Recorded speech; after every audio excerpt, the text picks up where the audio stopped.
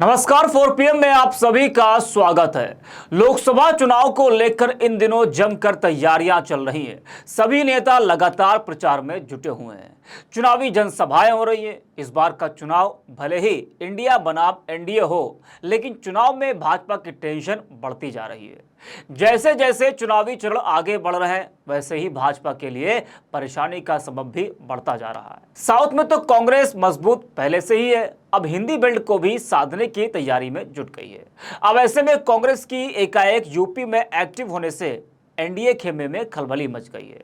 वही south belt की अगर हम बात करें तो सत्तारूढ़ भारतीय जनता पार्टी पारंपरिक रूप से संघर्ष करती रही है, फोकस में है।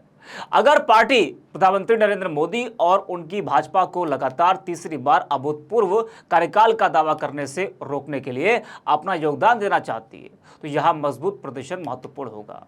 दक्षिणी राज्य तमिलनाडु, केरल, कर्नाटक, आंध्र प्रदेश और तेलंगाना, पुडुचेरी की एक सीट अच्छी स्थिति में है। 130 सांसदों को निचले सदन में भेजते हैं। 2019 में भाजपा ने इनमें से केवल 29 सीटों पर दावा किया, और जिनमें से 25 कर्नाटक से और बाकी तेलंगाना से थी। पार्टी को केरल, तमिलनाडु, आंध्र प्रदेश और पुडुचेरी में हार का सामना करना पड़ा। ऐसा नहीं था कि कांग्रेस ने बेहतर प्रदर्शन किया, उसने केवल 28 सीटें जीती, लेकिन प्रसार ही महत्वपूर्ण था। उसने तमिलनाडु में 8, तेलंगाना में 3, केरल में 15 और कर्नाटक तथा पुडुचेरी में एक सीट जीती। दक्षिण भारत में इस दौड़ में कांग्रेस के पास कुछ ऐसा है जो भाजपा के पास नहीं है। 2 स्वतंत्र राज्य सरकारों कर्नाटक और तेलंगाना और एक सत्तारूढ़ गठबंधन तमिलनाडु के साथ एक पैर जमाना।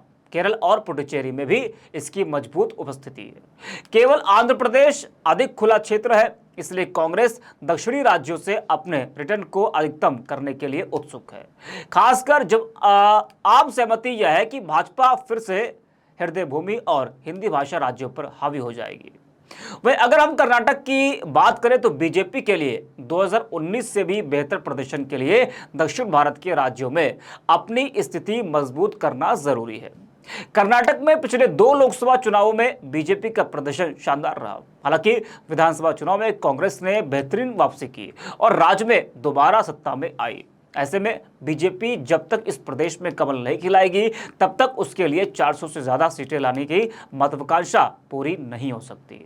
हालांकि विधानसभा चुनाव में कांग्रेस पूर्ण बहुमत से सरकार बनाने में सफल रही। इधर बीजेपी हाईकमान के लिए प्रदेश में कई मुश्किलें और भी हैं। कर्नाटक बीजेपी के कई नेता बीएस येदियुरप्पा और उनके बेटे अध्यक्ष बीवाई विजयेंद्र से नाराज हैं। इसकी वजह से पार्टी में गुटबाजी भी चल रही है। ऐसे हालात में बीजेपी हाईकमान ने खुद मोर्चा संभाल लिया है। चुनाव से पहले पीएम नरेंद्र मोदी, बीजेपी अध्यक्ष जेपी नड्डा और गृह मंत्री अमित शाह जोरदार प्रचार कर रहे हैं। खैर, भाजपा का क्या आलम है, ये बात किसी से छुपी तो है नहीं। भाजपा की इसी हालत को देखते हुए सभी विपक्षी दल उन्हें घेर रहे हैं। ऐसे में कांग्रेस नेता शशि थरूर ने भी भाजपा को जमकर घेरा। उन्होंने कहा कि भाजपा का 400 पार का दावा करना एक मजाक है, 300 पार करना उनके लिए असंभव है, उनके लिए 200 पार करना चुनौती है। भाजपा को केरल, तमिलनाडु और आंध्र प्रदेश में एक भी सीट नहीं मिलेगी। दक्षिण के राज्यों में भाजपा का प्रदर्शन 2019 से भी खराब रहेगा। थरूर तिरुवनंतपुरम से कांग्रेस उम्मीदवार है और इस सीट पर 26 अप्रैल यानी कि दूसरे चरण को वोटिंग हो चुकी है। भाजपा ने यहां से केंद्रीय मंत्री राजीव चंद्रशेखर और सीपीआई ने पी रविंद्रन को उतारा है। थरूर ने यह भी कहा कि अब तक 190 सीटों पर चुनाव हो चुके हैं। मुझे अपने सूत्रों से काफी पॉजिटिव जानकारी मिली है। हम यह नहीं कह रहे हैं कि कोई जबरदस्त लहर है, लेकिन निश्चित रूप से सरकार के लिए कोई लहर नहीं है। इससे पहले कांग्रेस महासचिव प्रियंका गांधी ने गुरुवार को मध्य प्रदेश के मुरैना में चुनावी सभा को संबोधित किया और उन्होंने कहा कि बेरोजगारी 45 साल में सबसे ज्यादा है। माता पिता मेहनत से बच्चों को पढ़ाते हैं, चाहते हैं कि उनके बच्चों का भविष्य उज्जवल हो। महंगाई इतनी बढ़ गई है कि इतना करना भी मुश्किल है। मिट्टी का तेल, दाल, सब्जियों सबका भाव बढ़ गया है। अब साउथ बेल्ट की मजबूती के बाद कांग्रेस ने सबसे ज्यादा सीटों वाले राज्य उत्तर प्रदेश पर फोकस किया, जिसे लेकर भाजपा की टेंशन बढ़ गई है। वही अंदर ही अंदर बेचैन भाजपा के लोग मंच पर कांग्रेस की बुराई कर रहे हैं। ऐसे में राहुल गांधी के अमेठी से चुनाव न लड़ने को लेकर भाजपा और पीएम मोदी ने निशाना साधना शुरू कर दिया है। अब इस मामले पर भारतीय जनता पार्टी और प्रधानमंत्री नरेंद्र मोदी ने कहा कि वो अमेठी छोड़कर भाग गए। इसको लेकर कांग्रेस अध्यक्ष मल्लिकार्जुन खड़गे ने कहा कि वो भी तो वाराणसी किसी सीट को छोड़कर ही आए थे। उन्होंने कहा कि उनसे पूछिए कि वे तो खुद ही भागकर वाराणसी आए हैं। ये वार पलटवार का दौर तब शुरू हुआ जब पीएम मोदी ने एक रैली के दौरान परंपरागत रूप से कांग्रेस पार्टी के कब्जे वाली सीट रायबरेली से अपना नामांकन दाखिल करने के लिए राहुल गांधी पर कटाक्ष किया।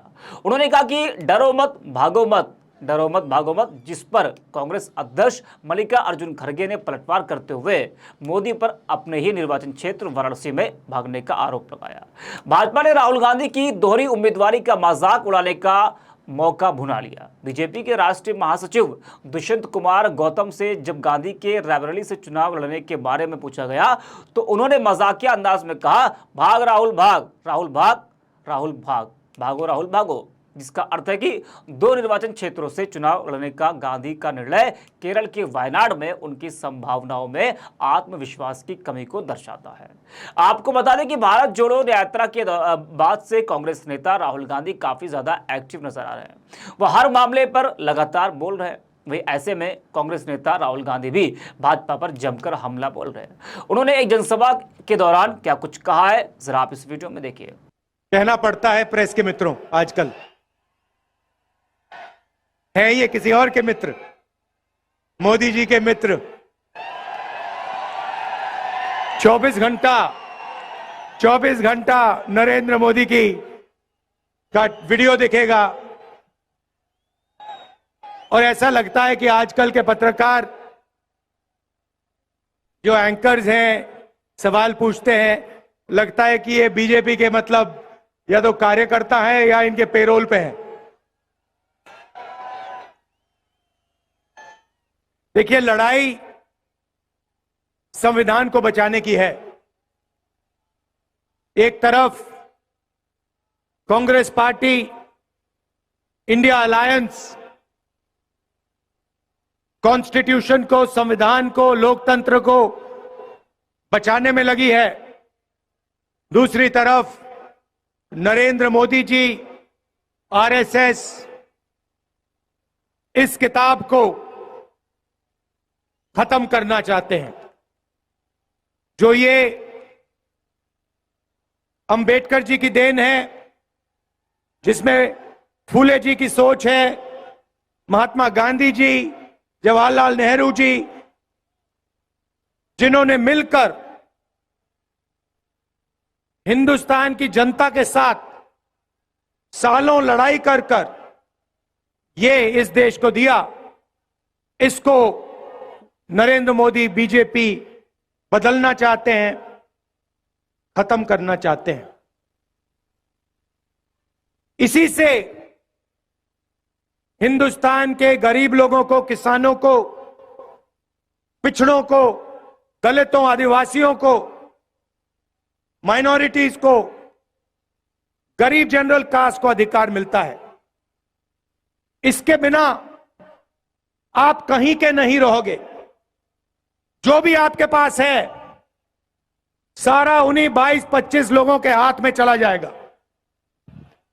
मनरेगा बना, भोजन का अधिकार, जमीन अधिकरण बिल, हरी क्रांति, सफेद क्रांति, बैंक नेशनलाइजेशन, ये सारे के सारे काम इस किताब ने आपको दिए हैं। और मैं आपको बता रहा हूं, जिस दिन ये गायब हो गई, जिस दिन बीजेपी ने सचमुच में इसको खत्म कर दिया, तो आप हिंदुस्तान को नहीं पहचान पाओगे। यह है लड़ाई। और मैं देश से कहना चाहता हूं कि जो अंबेडकर जी ने हमें दिया, महात्मा गांधी जी ने दिया, उसको हम कभी खत्म नहीं होने देंगे। सवाल नहीं उठता। गौरतलब है कि जिस तरह से कांग्रेस ने उत्तर प्रदेश की राजनीति में वापसी की है, इससे एक बात तो तय है कि इस चुनाव में भाजपा की मुश्किलें बढ़ने वाली है। भले ही अभी प्रदेश में भाजपा की सरकार हो, लेकिन मौजूदा समय में कांग्रेस और इंडिया गठबंधन का खौफ भाजपा खेमे में साफ दिखाई दे रहा है।